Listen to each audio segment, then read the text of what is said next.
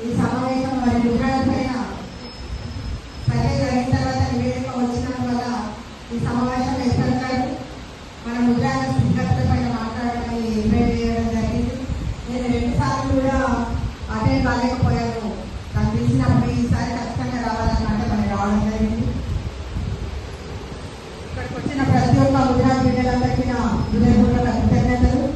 శ్రీ చైతన్య ముద్రాల మధ్యకాల సంఘం ప్రెసిడెంట్ గా కోట పుష్పలత ముద్రాజ్. మరి ఇదే బీసీఏ ఇంప్లిమెంట్ అయి నేను 4 సంవత్సరాల క్రితం ధర్నాతో ధర్నా చేయడం జరిగింది బీసీఏ ఇంప్లిమెంట్ గురించి.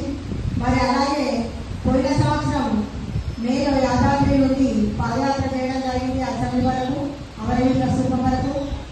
మరి ఏప్రిల్లో 18న కొడంగల్ నుండి బీసీ కమిషనర్కు వినతి పత్రం ఇవ్వడం జరిగింది పాదయాత్ర చేసి. మరి అప్పుడు బీసీ కమిషనర్ గారు మన నిరంజనన్న గారు ఒక మాట చెప్పారు, అన్న మాకు తొందరగా మీరు నివేదిక ఇవ్వాలి. మరి సుప్రీంకోర్టు చెప్పేసి ఇన్ని రోజులైనా కూడా నివేదిక మాత్రం ఇవ్వలేకపోతుంది. 2009లో వచ్చినటువంటి మనకు బీసీ కేవలం ఒక 70 రోజులు మాత్రమే ఉంది. తర్వాత ఈ కేసుల వల్ల ఇప్పటి వరకు 16 సంవత్సరాలు అవుతుంది. ఈ కోర్టులోనే ఉంటుంది కాబట్టి మాకు అతి తొందరగా మీరు ముద్రాల పైన నివేదిక ఇవ్వమని కోరింది కాబట్టి అది ఇవ్వమని అడిగాము. అందుకు మరి కమిషనర్ గారు మరి సర్వే వచ్చింది ఇంకా మాకు రిపోర్ట్ రాలేదు కాబట్టి ఆ రిపోర్ట్ వచ్చిన తర్వాత ఫిబ్రవరి లేక మార్చి వరకు మేము నివేదిక ఇస్తామని చెప్పడం జరిగింది. మరి ఇప్పుడు నాకు నివేదిక వచ్చేసింది ముద్రాల స్థితిగతుల పైన.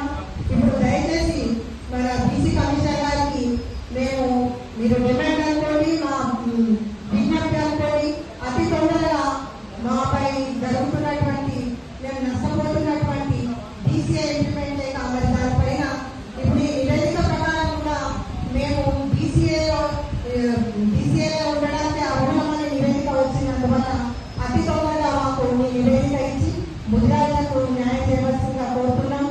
మరి ఇప్పుడు